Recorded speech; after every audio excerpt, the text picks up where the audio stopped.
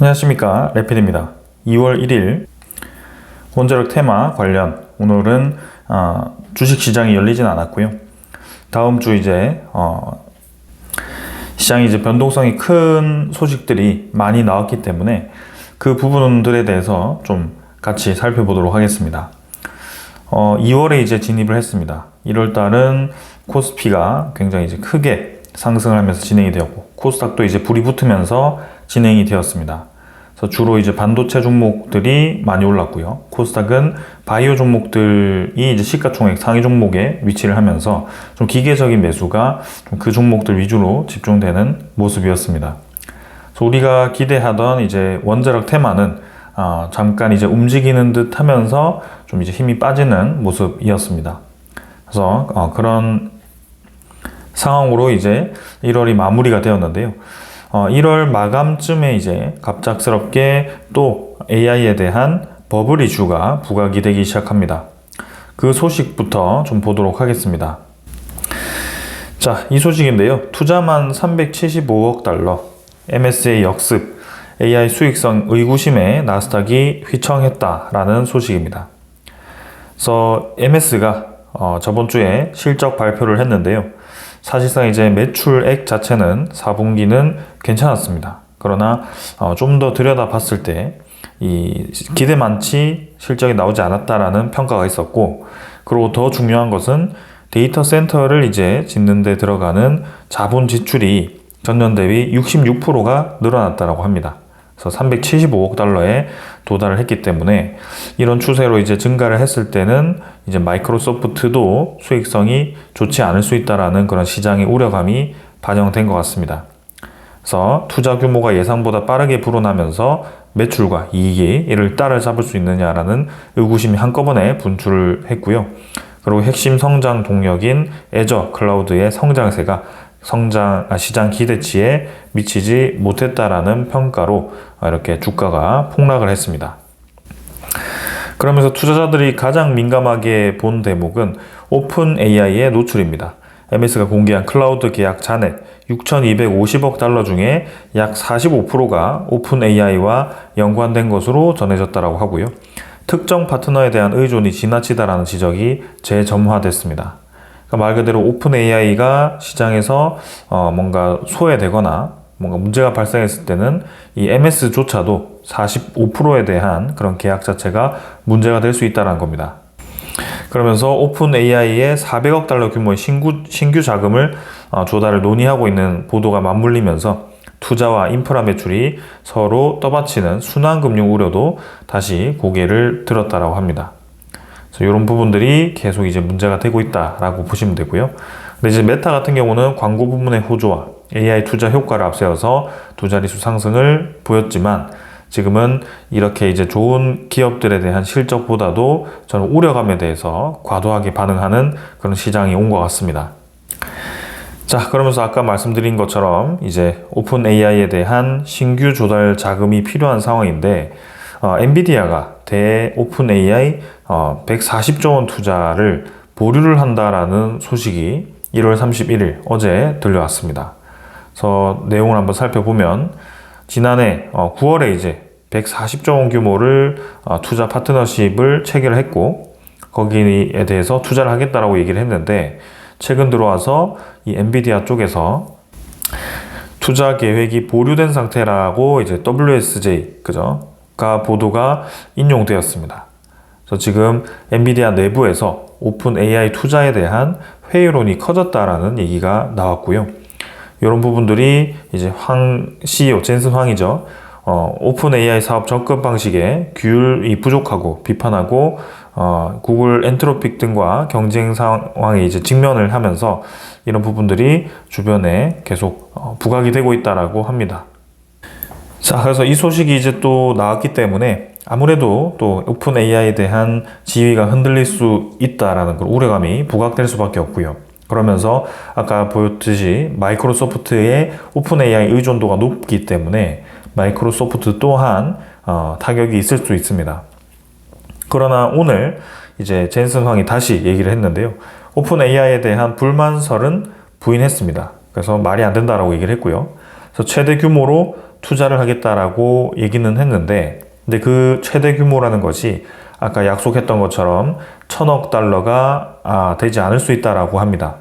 그래서 1,000억 달러를 넘을지에 대한 물음에는 그런 건 아니다라고 얘기를 했기 때문에 1,000억 달러를 딱 할지 아니면 그보다 적은 수치를 투자를 할지는 모르겠습니다. 그러나 엄청난 투자를 할 것이다라는 것은 맞기 때문에 일단은 급한 불은 끈 것으로 보여집니다. 하지만 향후 이제 이러한 우려들이 계속 부각될 수 있고요. 특히 이번 주는 그 빅테크 관련된 실적 발표가 또 있기 때문에 그쪽에 눈이 쏠릴 가능성이 높습니다. 그래서 빅테크 실적과 1월 고용 동향이 이제 발표가 됩니다. 그래서 이번 주가 이제 상당히 증시의 방향에 또 영향을 줄 수 있는 그런 상황인데요. 이 2일, 그죠? 팔란티어 주간 실적 발표가 시작됩니다. 그래서 내일이죠. 그래서 팔란티어 실적이 또 중요할 것 같고요. 이 팔란티어의 주가가 최근에 많이 내렸기 때문에 향후 이제 수익성이 어떻게 될지 좀 봐야 되는 상황입니다. 그래서 팔란티어 주가 실적과 그 다음에 엔비디아도 지금 이제 엔비디아의 대안으로 꼽히는 AMD도 이제 3일 장 마감 뒤에 분기 실적을 공개를 합니다. 그래서 AMD도 발표를 하고요. 그래서 AMD가 엔비디아의 아성을 뚫고 얼마나 시장을 점유했는지 뭐 이런 부분들이 이제 보인다라고 합니다. 그리고 2월 5일에는 아마존의 실적이 나오기 때문에 큼직큼직한 이제 실적 발표가 있습니다. 그래서 그런 부분들을 주목을 해야 될 것 같습니다. 그리고 고용 지표도 발표가 되고요. 그래서 여러모로 이런 상황이 이어지면서 이제 다음 주는 AI에 대한 회의론이 더 커질 것인가, 아니면은 또 실적이 좋게 나오면서 여전히 AI에 대한 성장세는 강하다라고 발표가 될 것인가, 그런 부분들이 결정이 될 것 같습니다. 그러나 단기 주가가 많이 가파르게 올랐기 때문에 거기에 대한 하락분도 분명히 깊게 들어올 수 있기 때문에 이런 부분들은 우리가 주의를 해야 되는 상황이고요. 조금이라도 틈이 보이면 지금은 주가는 하락하기 좋은 시장이다라고 볼 수가 있습니다. 성장세도 강하지만 명분을 주면 확실히 지금 떨어지기 좋은, 공매도를 활용하기 좋은 그런 아주 거품이 많은 시장이다라고 볼 수도 있기 때문에 주의를 해야 됩니다. 하지만 좋지 않은 소식만 있는 것은 아닙니다. 일단은 퍼플렉시티라는 곳에서 이제 MS와 1조 원대 클라우드 계약을 또 했고요. 아까 보았듯이 MS가 우려감을 표출했던 것 중에 하나는 이 클라우드 계약이 예상치보다 적었다는 겁니다. 그러나 그 실적 발표 이후에 또 이렇게 1조 원대 규모의 추가 계약을 했다는 것은 긍정적으로 보여지고요. 그래서 퍼플렉시티가 3년간 MS 애저 사용을 계약을 맺었고요. 이렇게 이제 대규모의 언어 플랫폼을 마이크로소프트의 클라우드를 통해서 활용한다라는 그런 계획입니다. 그래서 이런 대형 계약이 또 계속 이어지면 마이크로소프트의 저는 이제 서버, 그죠? 클라우드에 대한 이 실적이 또 좋을 것으로 예상이 되기 때문에 이런 우려감이 해소가 될 수 있을 걸로 보여집니다. 자, 그러나 이제 주목해야 될 것은 이제 AI에 대한 회의론이 만약이라도 이제 부각이 된다라고 했을 때는 시장 전체는 하락할 수밖에 없습니다. 당장에서야 지금 이제 가장 핫했던 반도체 위주로 타격을 받을 가능성이 큽니다.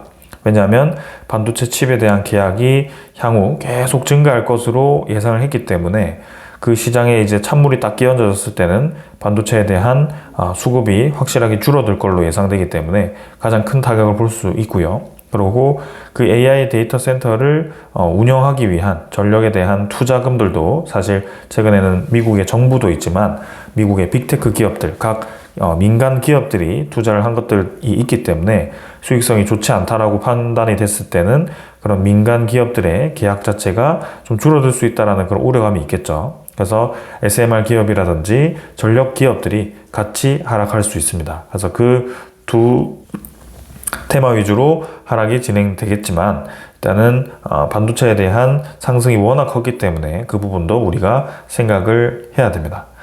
그럼 회의론이 들어오면 모든 시장이 이제 하락을 하게 될 텐데요. 근데 그 회의론이 이제 결국에는 한 번쯤 왔다라는 것을 우리가 알 수 있죠. 이전에도 한번 경험을 했고요.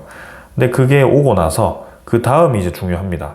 회의론이 이제 끝났을 때 근데 이전에 회의론이 오기 전까지는 작년 이제 중반기까지는 전력에 대한 테마로 집중이 되었던 시장이었는데요. 한번 이제 회의론이 오면서 그런 뉴스케일 파워라든지 뭐 그런 SMR 대표하는 기업들이 한 $60, $100에서 뭐 $50, 그죠? 아니면 $30 이렇게 반토막이 났습니다. 팔란티어도 마찬가지고요. 그러면서 최근에 회의론이 살짝 이제 벗어나면서 등장했던 것이 로보틱스 기업들이었고, 그 다음에 반도체 기업들이었습니다. 그래서 이 로보틱스와 반도체가 상당히 이제 크게 지금 힘을 받았는데요. 이게 다시 회의론이 온다면 이러한 많이 올라갔던 종목 위주로 하락을 할 가능성이 크고, 그 회의론으로 통해서 다시 이제 투자에 대한 테마가 재편이 될 가능성이 큽니다. 그럼 이제 그 주로 어떤 테마에 또 이제 집중이 될 것인지를 우리가 생각을 해봐야 되고, 전력에 대한 테마로 다시 이게 집중이 될 수 있을까에 대한 그 상황을 좀 이해를 해두면 좋을 것 같습니다. 자, 그래서 제가 주목하는 것은 시장이 뭐 내일 오르고 내일 떨어지고 이게 아닙니다. 앞으로 올해 내내 이제 이 시장이 계속 열릴 텐데, 추세가 이제 어떻게 될 건가, 이 상황이 어떻게 이제 방향을 틀어서 갈 수 있을 것인가를 주목을 해야 됩니다. 두산에너빌리티 뭐 내일 오르고 내일 상승하고 이게 중요하지 않죠. 왜냐하면 두산에너빌리티가 더 올라갈 수 있는 소스가 있느냐가 중요한 거고요. 그 소스가 없다면 뭐 내일 올라도 사실 전체 추세는 계속 하락할 수밖에 없기 때문에 크게 그 주가는 지금 중요하지 않습니다. 그래서 그 소스가 있는지를 판단하는 상황이 되어야 되기 때문에 계속 한번 봐주시면 좋겠습니다. 자, 그래서 제가 주목하는 것은 이겁니다. 트럼프는 긴장하고 있습니다. 왜 긴장을 하느냐? 올해는 2026년 11월에 중간선거가 있습니다. 근데 이제 중간선거 전에 이 물가를 잡아야 되는데요. 물가가 아직은 낮게 유지가 잘 되고 있습니다. 그러나 최근에 이 AI에 대한 경쟁이 굉장히 치열해지고 AI에 대한 데이터 센터가 급격하게 많아지면서 지금 38%라는 전기료가 올라갔습니다. 그래서 미국 같은 경우는 산업용 전기료가 올라가는 것도 있겠지만 최근에는 민간, 그죠? 일반 국민을 상대로 전기료가 많이 올라감으로써 상당히 지금 곤욕을 치르고 있는 것 같습니다. 그래서 트럼프 행정부가 지금 1년 때는 관세를 활용해서 미국에게 투자를 유도했다라고 했습니다. 그러면서 1년 때는 이제 이런 전력에 대한 부족을 미리 예견을 하고 원자력에 대한 부응 그런 특별법 이런 것들을 준비를 하고 에너지 비상사태를 선언을 했습니다. 근데 이제 2년 차로 딱 왔더니 여전히 전기료는 높게 유지가 되고 있고요. 에너지 비상사태에 대한 효과가 아직은 없는 상황입니다. 그래서 공화당 주지사도 이제 더 이상 감당할 수 없을 정도라고 느끼고 있고, 위기를 느낀 백악관이 전력 안전과 전기료 억제를 논의를 하고 있습니다. 어떻게 논의를 하고 있느냐? 빅테크에 대한 기업들에게 전기료를 부담시키려고 하고 있습니다. 그래서 데이터 센터에 공급되는 그런 전력을 빅테크 기업들이 직접 구매를 하거나 저렇게 운용을 하도록 하는 그런 상황을 만들고 있는데요. 근데 그렇다고 한들 여전히 지금 민간 전기료는 떨어지기가 어려운 그런 상황입니다. 그럼 둘 중 하나입니다. AI에 대한 속도를 낮춰서, 그죠? 데이터 센터에 대한 이런 증가 속도를 줄이는 수밖에 없겠죠. 요거 첫 번째 하나나, 그 다음에 두 번째는 어떻게든 이제 전력을 마련을 해서 요거를 커버를 하거나 둘 중에 하나를 선택해야 됩니다. 현실적으로는 당장 전기료를 내릴 수 있는 방법은 1번인데요. 근데 2번을 지금 선택할 수 있는 이유가 분명히 있습니다. AI를 지금 투자하지 않으면 안 되는 강제성이 있기 때문입니다. 왜 강제성이 생기느냐? 지금은 AI를 미국만 개발을 하는 게 아니라 AI를 경쟁하고 있는 구도이기 때문에 이것을 놓지 못하는 강제성이 있습니다. 왜냐하면 이 AI라는 산업 자체는 결국에는 승자 독식이라는 그런 구조가 강하기 때문에 가장 강한 모델을 사용할 수밖에 없습니다. 그래서 거기서 이제 AI에 대한 격차가 점점 벌어지지 못했을 때는 경쟁 구도가 좀 애매해지는 그런 상황이 생기거든요. 그래서 그런 비슷한 구간에서 AI에 대한 투자가 늦어졌을 때는 미국이 뒤처질 수밖에 없다라는 그런 인식이 강할 겁니다. 왜 그런 상황이 계속 생기느냐? 중국이라는 2인자가 있기 때문입니다. 그래서 텐센트가 징둥, 메이투안 투자금을 회수하면서 AI 투자를 올인하게 됩니다. 그래서 이렇게 현재 유일하게 투자할 가치가 있는 분야는 AI라고 할 정도로 이제 중국의 대기업들이 본격적으로 움직이기 시작합니다. 중국의 알리바바도 최근에 데이터 센터에 원자력을 운용하겠다라고 직접 발표를 했고요. 특히 중국 같은 경우는 재생에너지도 많이 늘리고 있지만 원자력 발전을 엄청나게 공격적으로 투자를 하면서 현재 건설하고 있는 원자력 발전이 수십 개일 정도로 상당히 공격적인 에너지 정책을 펼치고 있습니다. 그러면서 이 전체 국가가 AI에 집중을 하고 있는 상황이기 때문에 미국 입장에서는 계속 견제가 될 수밖에 없는 그런 상황이고요. 이 투자가 늦어질수록 그런 구도가 점점 심화될 겁니다. 그래서 중국은 일찌감치 원자력 발전을 수십 개를 짓고 있었기 때문에 미국보다는 전력 이 문제에 대해서 자유로울 수밖에 없다라고 생각이 되고요. 미국 입장에서는 그동안은 계속 이제 원자력 발전을 멈추거나 이런 신규 건설에 대해서 회의적으로 진행을 해왔기 때문에 지금 당장 이제 지으려고 하니까 부족한 그런 상황이 되었습니다. 그래서 부랴부랴 이제 가스 발전을 좀 이제 많이 밀고 있는데요. 근데 그 가스 발전도 마찬가지.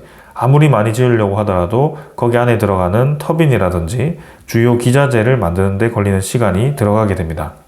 왜 두산 에너빌리티가 최근에 관심을 받게 되었느냐? 이 터빈과 기자재를 생산하는 캐파가 GE라든지 그런 미쯔비시라든지 이런 선두주자들이 물량이 꽉 찼기 때문에 그 나머지 이제 이 물량을 커버할 수 있는 기업들이 이제 주목을 받기 시작했던 겁니다. 근데 마침 이제 기술력도 괜찮고 가격 경쟁력도 있다 보니까 두산 에너빌리티가 그 물량을 흡수하기 시작했고요. 특히 최근에 미국의 머스크가 지금 이제 XAI에 활용되는 전력을 두산 에너빌리티 가스터빈을 통해서 발전을 하겠다라고 또 얘기를 한 만큼 두산 에너빌리티의 일감도 쌓이기 시작합니다.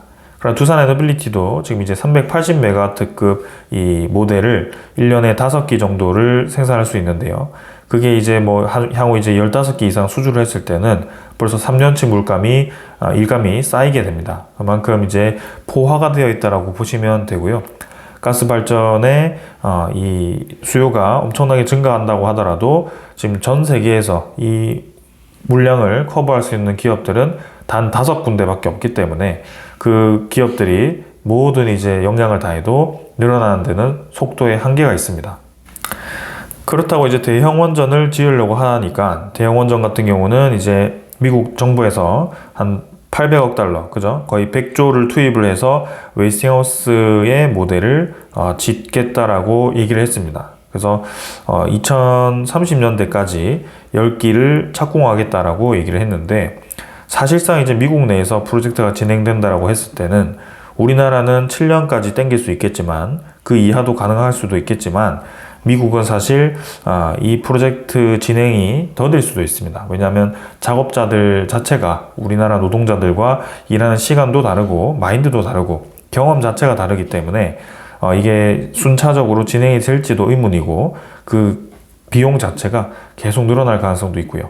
그래서 그런 변수가 있기 때문에 빠르게 지어서 이제 한 12년 정도 잡았을 때는 2030년에 착공이 들어가면 2042년에서 2043년 정도가 완공이 되게 될 겁니다. 그럼 트럼프 입장에서는 지금 당장 이제 전기료가 올라서 중간 선거에서 질 거를 생각하고 있는데 2040년대에 완공이 된다? 요거를 주요하게 지금 생각을 할지가 저는 그렇지 않을 거라고 생각합니다. 왜냐하면 이때는 또 지금 이미 AI에 대한 경쟁 구도가 지금 현재 지금 중요한 것이지 2040년까지 갔을 때는 또 상황이 달라질 수도 있거든요. 그래서 이런 대형 원전에 대한 이 대규모의 투자가 과연 유효할 것인가에 대한 의문감도 조금 있습니다. 그러면 그 대안이 무엇이냐? 결국에는 최근에 계속 주목하고 있는 SMR이 될 가능성이 크다라고 저는 생각하고 있습니다. SMR 같은 경우는 현재 초도기가 한 5년 정도 걸리게 됩니다. 중국 같은 경우도 5년을 투자해서 초도기를 건설을 했고요. 지금 뉴스케일 파워 모델은 한 4년 정도 걸리게 되고 나머지들도 한 3, 4년 걸리는 것과 5년 정도 걸리는 것들이 나뉘게 됩니다. 그래서 본격적으로 지금 2026년부터 해서 2025년 말부터 해서 착공에 들어간 프로젝트들이 하나 둘씩 생기고 있고요. 26년에 시작돼서 이제 29년이라든지 30년대에 이것들이 완공이 되면서 본격적으로 전력을 생산하게 될 겁니다. 그러면 이때 이제 초도기의 성능을 보고 대량으로 생산을 할지를 결정을 할 수도 있고요. 혹은 이 구간 안에서 적절하게 이제 시공이 되고 뭔가 가능성이 보인다라고 했을 때는 중간에 갑작스럽게 대규모 건설도 가능하고요. 아니면 지금 당장 시작부터 대규모로 건설을 할 수도 있습니다. 그런 검토가 가능하기 때문에 이 SMR 시장이 우리가 생각하는 것보다 더 생각보다 커질 수 있다.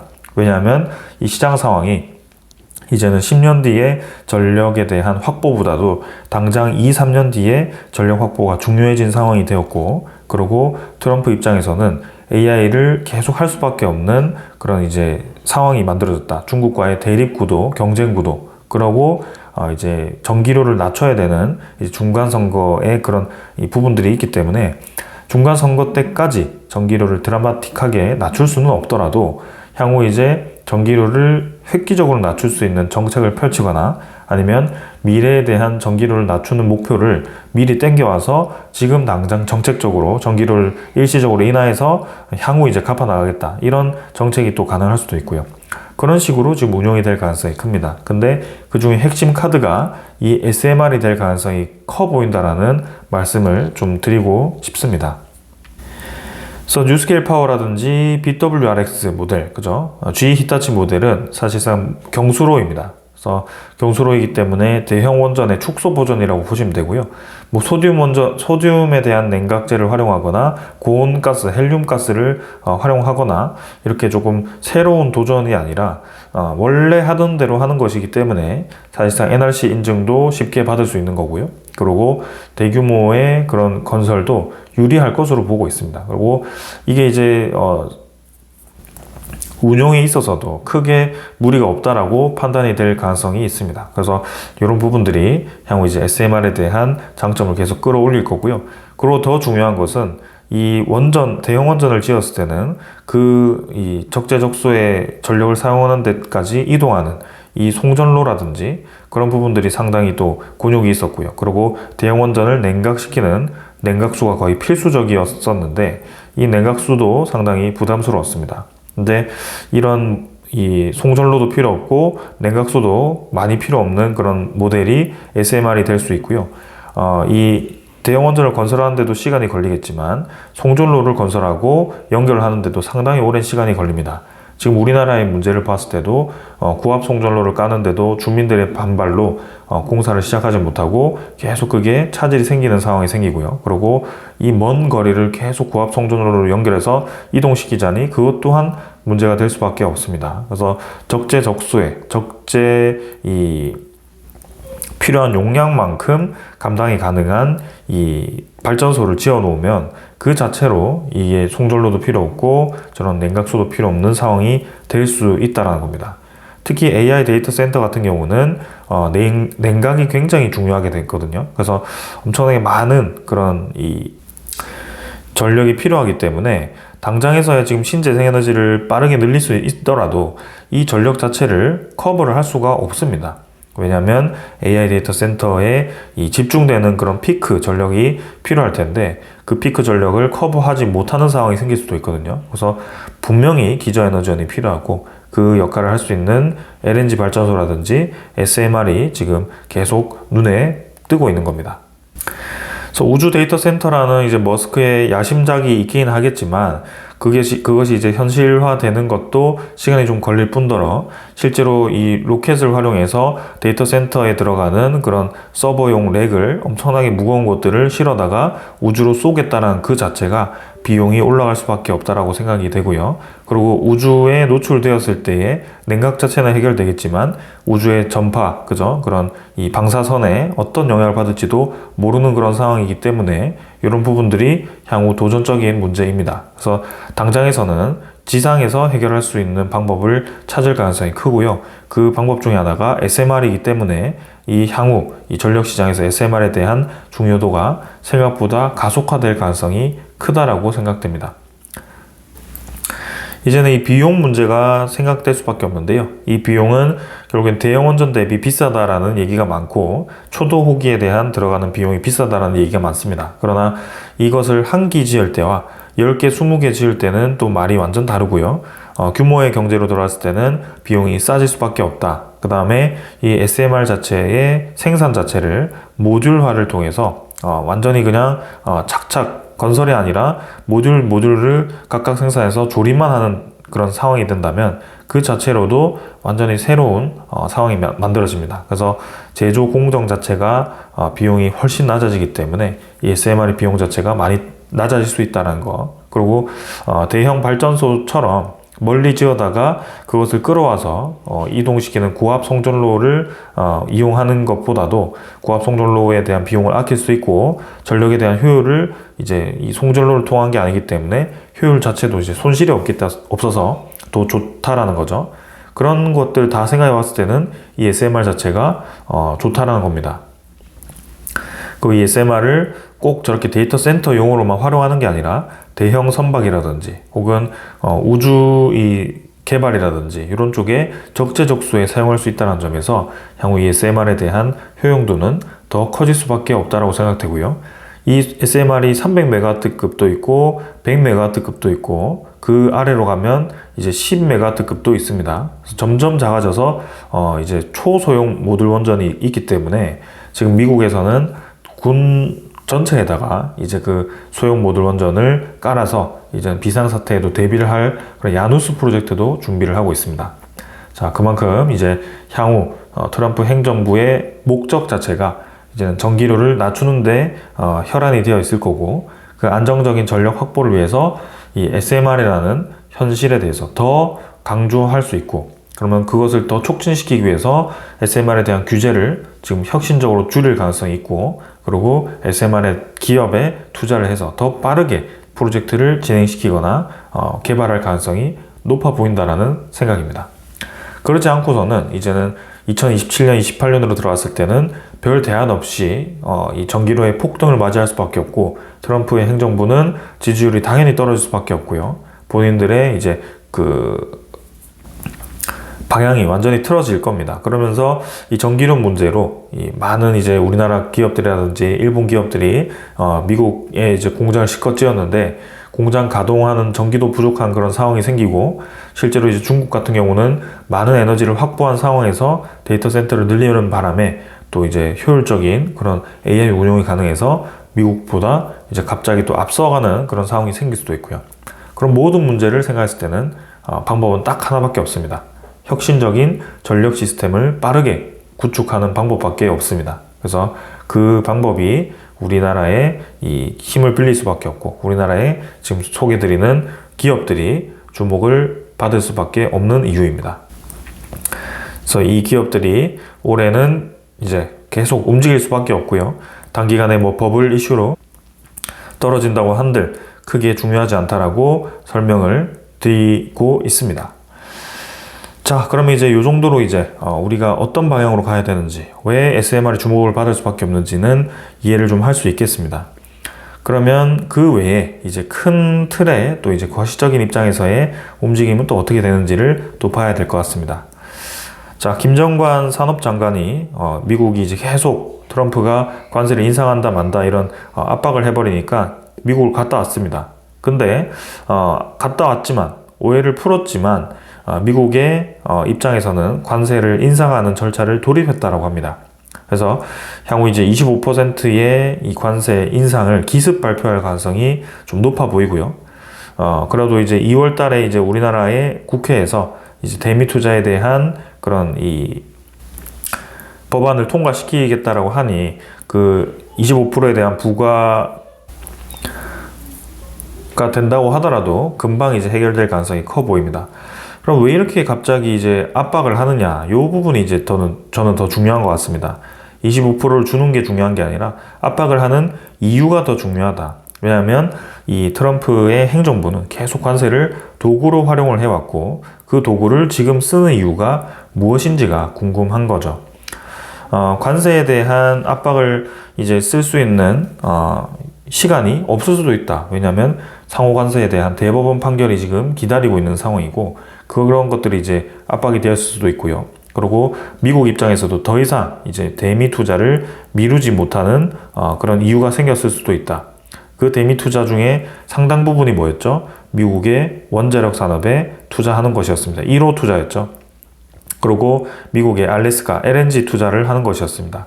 결국에는 에너지에 대한 투자를 조급하게 할 수밖에 없는 이유가 아까 말씀드린 것처럼 전기료에 대한 급등, 미국 향후 이제 AI 데이터 센터가 이렇게 늘어났을 때는 지금 이 속도로는 감당할 수 없다라는 게 이미 결론이 났을 겁니다. 그래서 부랴부랴 빠르게 이 에너지에 대한 수급을 마련하려고 하는 것이고, 우리나라야 뭐 이 환율이 올라서 지금 대미 투자를 미룰 수 있다라고 그런 소리를 했지만, 미국 입장에서는 도저히 용납되지 않은 상황이 생긴 거죠. 에너지가 너무 부족하기 때문입니다. 그러니까 우리를 압박하는 것 자체가, 미국 자체가 지금 비상사태다라고 생각이 되는 그런 상황이고요. 그만큼 지금 조급하다라고도 생각이 됩니다. 그러면서 연준 의장이 또 새롭게 지명이 되었는데요. 워시라는 사람이 지명이 되었습니다. 원래는 헤셋이라는 사람이었거든요.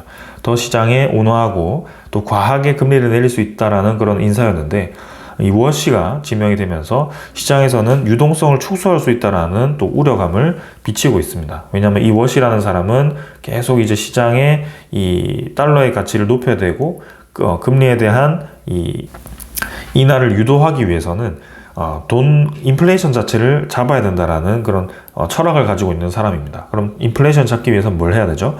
양적 완화를 없애고 양적 긴축을 해야 됩니다. 시장의 유동성을 빨아들이는 조치를 먼저 할 가능성이 있다라는 그런 모습이기 때문에, 사실상 이제 이 달러에 대한 가치가 높아지고 이런 위험 자산들이 떨어지고 있는 겁니다. 그래서 은값과 금값이 같이 떨어지고 있는데요. 지금 향후 이 부분들이 또 우리나라에 어떤 영향을 줄지도 좀 봐야 됩니다. 그러나 이제 이 6월부터 금리 인하를 재개할 수 있다라는 또 소식도 있는데요. 트럼프가 계속 이제 압박을 하고 있습니다. 새로 이제 지정한 그런 이 연준 이사가 금리를 내릴 거다라고 얘기를 하고 있는데요. 내리지 않으면 뭐 고소를 하겠다라는 그런 이 농담까지 하면서 압박을 하고 있습니다. 그래서 그런 상황이 이어지고 있기 때문에 우리가 또 면밀하게 지켜봐야 될 것 같습니다. 그리고 지금 이란에 대한 상황도 좀 쉽게 해결되지 않고 있습니다. 결정적 타격 방안도 마련하고 있다. 수가 틀어지면 이란을 치겠다는 거죠. 그래서 그만큼 지금 중동에 대한 긴장감이 높아져 있고요. 트럼프는 항상 이란을 때려왔던 것 같습니다. 1기 때도 그랬고요. 2기 때도 이란을 때려왔기 때문에 이번에도 뭐 적든 아니면 많든 이란을 한번 때리지 않을까라는 생각이고요. 그때 유가가 또 급등을 할 수도 있고요. 이런 부분들이 또 시장에 어떤 영향을 줄지 봐야 됩니다. 유가가 높아지면 인플레가 또 부각이 됩니다. 그래서 그런 부분들이 트럼프 입장에서도 좋지 않을 텐데 어떻게 될지 보겠습니다. 그리고 우리나라도 전기료에 대한 압박이 상당히 강합니다. 그래서 전기료가 겁나서 전기 용광로를 못 돌리는 제철소들이 늘어나고 있고요. 반도체는 괜찮은데 이렇게 전기 사용을 많이 하는 그런 제철소들이 상당히 타격을 많이 받고 있다. 그래서 기후부에서는 낮에는 인하하고 낮에는 그 다음에 밤에는 또 원래 낮았던 거를 높이겠다라고 얘기를 하죠. 사실상 24시간 운영하고 있는 이 철강 기업들은 또 애매한 그런 조치라고도 하는데요. 일단은 이 전기료가 상당히 중요합니다. 그래서 지금 낮에는 태양광이 넘치고 밤에는 또 이제 원전 에너지 LNG로 발전하는 그런 비용이기 때문에 밤이 좀 싼 거였는데요. 이 너무 이제 또 낮에 그런 전기료를 피해서 산업용 전기가 밤에 운영을 많이 하니까 낮에 또 강제적으로 사용하도록 저렇게 비용을 낮추는 것 같습니다. 사실상 이제 태양광을 무리하게 늘렸을 때에 대한 부분들이 지금 나타나고 있는 거고요.